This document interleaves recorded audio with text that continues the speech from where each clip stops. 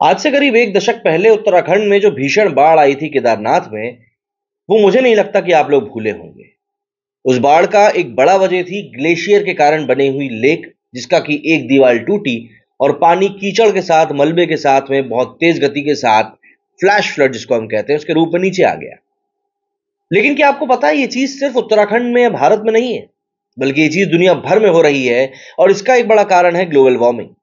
Glaciers लगातार पिघल रहे हैं, जिससे कि पानी का भंडार इकट्ठा हो रहा है और फिर वो पानी कहीं पर भी आपदा लाने के लिए जिम्मेदार हो सकता है। भारत के हिस्से में आने वाले हिमालय में 28,043 ग्लेशियर लेक्स हैं। ग्लेशियर से बनने वाली ये झीलें सिंधु, गंगा और ब्रह्मपुत्र की घाटी में किसी भी समय तबाही मचा सकती हैं। भारत सरकार ने इन ग्लेशियरों का नक्शा बनवाया है। ये नक्शे नेशनल रिमोट सेंसिंग सेंटर मतलब कि एनआरएससी ने अपने सैटेलाइट्स में ली गई तस्वीरों की मदद से भी बनाए हैं। कश्मीर से लेकर अरुणाचल प्रदेश तक भारत में हिमालय के करीब 0.25 हेक्टेयर आकार के 28,043 ग्लेशियर लेक्स हैं। 50 हेक्टेयर या उससे ज्यादा आकार के सभी ग्लेशियर लेक्स पर केंद्रीय जल आयोग नजर रखता है, उनकी मॉनिटरिंग करता है। गंगा, ब्रह्मपुत्र और सिंधु बेसिन में हिमालय से कई नदियां निकलती हैं, जिनका सोर्स ग्लेशियर्स ही। हिमालय पर पिछले साल सितंबर में नेशनल डिजास्टर मैनेजमेंट अथॉरिटी ने स्विट्जरलैंड की मदद से सिक्किम में 2 ऑटोमेटेड वेदर स्टेशन लगाए थे। पहला साउथ लोनक ग्लेशियर लेक के पास में और दूसरा शाकोवो ग्लेशियर के पास में।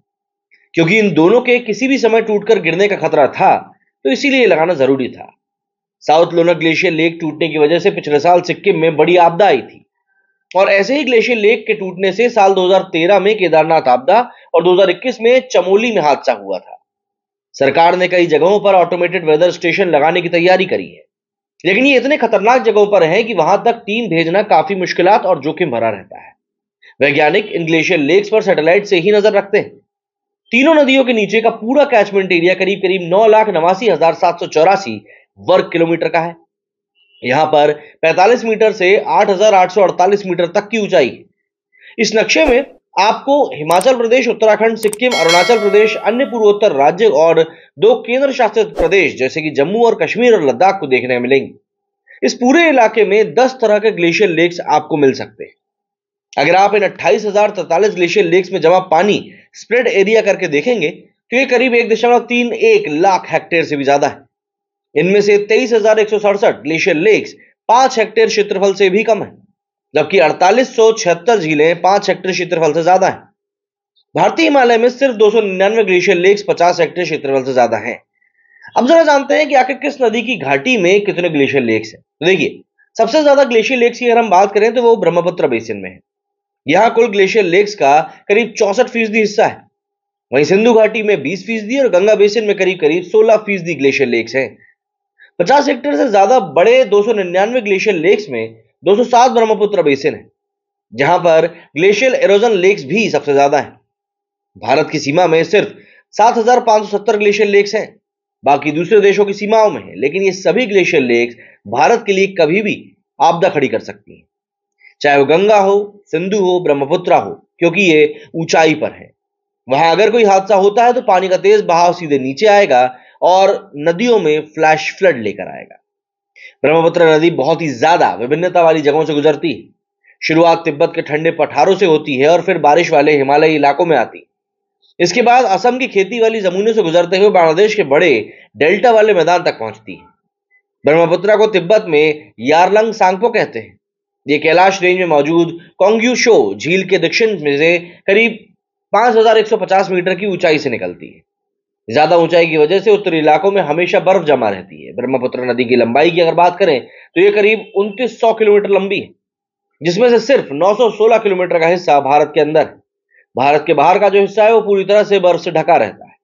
देश के अंदर वाली नदी अंत में जाकर बंगाल की खाड़ी में मिल जाती है। इस नदी के ऊपर दर्जनों की संख्या में बांध बने हैं, बैराज बने हैं, जिनकी मदद से करीब 3.99 लाख वर्ग किलोमीटर से ज्यादा कैचमेंट एरिया सिंचाई के लिए उपयोग होता है। ब्रह्मपुत्र घाटी में कई नदियां बहती जो कि ब्रह्मपुत्र नदी से मिलती हैं। यह है लोहित, दिबांग, सुबानसिरी, जिया भराली, धनसिरी, मनस, तोरसा, संकोश, तीस्ता, बुढ़ीहिंग, देसांग, दिखोव और कोपिल। ब्रह्मपुत्र नदी की घाटी बेहद ज्यादा ठंडी रहती है। तिब्बत के इलाके में तो सूखी ठंडी पड़ी रहती है असम में ह्यूमिडिटी बढ़ जाती है, यहां साल भर में 400 मिलीमीटर बारिश भी होती है। वही गंगा बेसिन अपने आप में अलग है। यहां पर दुनिया की 8000 मीटर से ऊंची 14 चोटियों में से 9 आती हैं। गंगा रिवर बेसिन में ही माउंट एवरेस्ट भी आता है। बाकी कंचनजंगा, लोहत्सो, मकालू, चोआयू, धौलागिरी, मनासुल, अन्नपूर्णा और शीशापंगमा चोटियां भी हैं। ये बेसिन भारत, नेपाल, तिब्बत और बांग्लादेश के मध्य हिमालयन इलाकों पर फैला है। ये नदी उत्तराखंड में 7000 मीटर की ऊंचाई पर मौजूद गंगोत्री ग्लेशियर के समूह से निकलती है। वहां उसे भागीरथी कहते हैं। ऋषिकेश तक आते आते इसमें 1 दर्जन से भी ज्यादा नदियां मिल जाती हैं।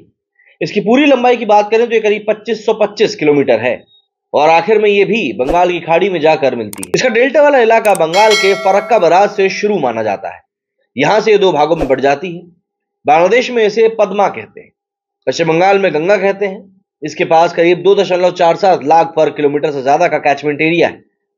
गंगा घाटी में गंगा के अलावा यमुना, शारदा, घाघरा, गंडक और कोसी जैसे विशालकाय और लंबी नदियां भी बहती हैं। गंगा नदी के बेसिन में ट्रॉपिकल मौसम रहता है। ऊंचाई वाले इलाके जैसे उत्तराखंड, हिमाचल प्रदेश में तापमान कम रहता है।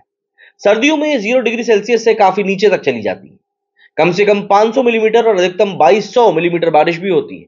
तापमान 9 डिग्री सेल्सियस से 40 डिग्री सेल्सियस तक रहता है।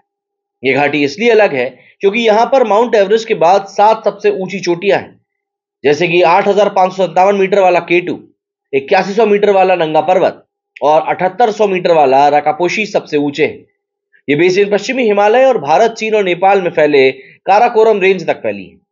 इसका कैचमेंट एरिया करीब 3.42 लाख वर्ग किलोमीटर से ज्यादा का है और इसकी कुल लंबाई करीब 2880 किलोमीटर है, जिसमें से सिर्फ 709 किलोमीटर का इलाका भारत में पड़ता है।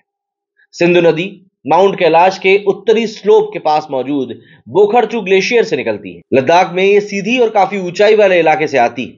बहाव काफी तेज रहता है। सबसे खतरनाक और खूबसूरत गॉर्ज गिलगिट में बहता है। नीचे की तरफ ये नंगा पर्वत ग्लेशियर के बगल से निकलती है। इसके बाद ये पाकिस्तान में चली जाती है और बाद में कराची के पास से होते हुए अरब सागर में जाकर मिल जाती है। वहीं सिंधु घाटी में सतलज, ब्यास, रावी, चिनाब, झेलम, जंस्कार, सिंह, सोंगपू, श्योक और गिलगिट जैसी नदियां मिलती हैं। यहां पर मौसम सूखा और कम ह्यूमिडिटी वाला होता है। साल भर में 100 से 500 मिलीमीटर औसत बारिश होती है, लेकिन पहाड़ी स्लोप पर 2000 मिलीमीटर तक हो जाती है। तापमान 14 से 20 डिग्री सेल्सियस के बीच रहता है और सर्दियों में 2 डिग्री से 23 डिग्री सेल्सियस तक रहता है। तो जाहिर सी बात है, ये नदियां हमारे लिए एक तरह से जीवन का स्रोत है, तो वहीं दूसरी तरफ कहीं ना कहीं खतरा भी उतना ही ज्यादा है। और फिर बात वही आ जाती है ग्लोबल वार्मिंग की। क्या कहना है आप लोगों का इस बारे में? कमेंट करके जरूर बताएं। मेरे सुनिए फिलहाल नहीं। जय हिंद, जय भारत।